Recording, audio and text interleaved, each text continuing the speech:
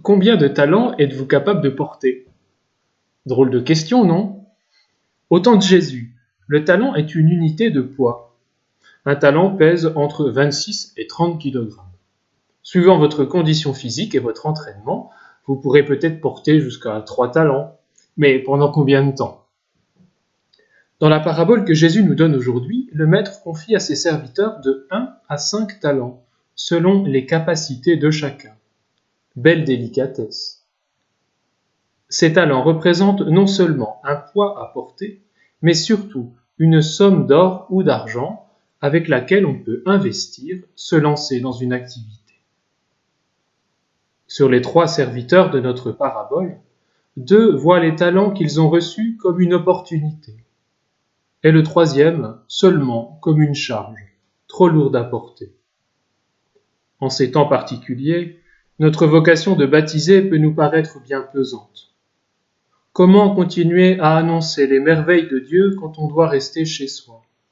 Comment le sanctifier sans participer à des liturgies publiques? Comment le servir à travers les plus pauvres quand on doit rester à distance? Alors que notre Maître semble désespérément absent, Jésus nous invite à ne pas baisser les bras. La première lecture de ce jour nous donne ainsi en modèle une femme active et industrieuse. Et le psaume décrit un homme qui se nourrit du travail de ses mains. Leur secret, la crainte du Seigneur. La crainte du Seigneur n'est pas la peur. Le mauvais serviteur, lui, a eu peur de son maître. Cette peur l'a paralysé. Il a enterré le talent. La crainte du Seigneur, quant à elle, est une sorte de colonne vertébrale qui nous tient. Ce que je fais aujourd'hui et à chaque moment a du poids aux yeux de Dieu. La crainte du Seigneur nous invite à rester sobres et vigilants, comme Paul y exhorte les Thessaloniciens. Sobriété et vigilance, voilà ce qui pourrait être notre ligne de conduite pour les jours qui viennent.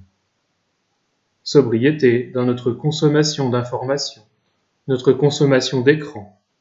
Sobriété dans nos réactions, même face à l'injustice. Sobriété, bien sûr, dans la nourriture et la boisson. Vigilance. Dans la structuration de nos journées, pensons bien à la place de la prière des repas. Surtout, soyons très vigilants auprès de ceux qui nous entourent, famille, amis, voisins. Sobriété et vigilance, ces qualités ont certainement porté les bons serviteurs.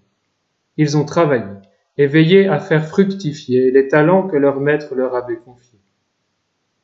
Au moment de rendre des comptes, ils peuvent dire avec simplicité: « Seigneur, tu m'as confié 2 talents, voilà, j'en ai gagné 2 autres. » Ils n'ont pas besoin d'en dire plus, ni de se justifier. En fin de compte, ils ont été fidèles.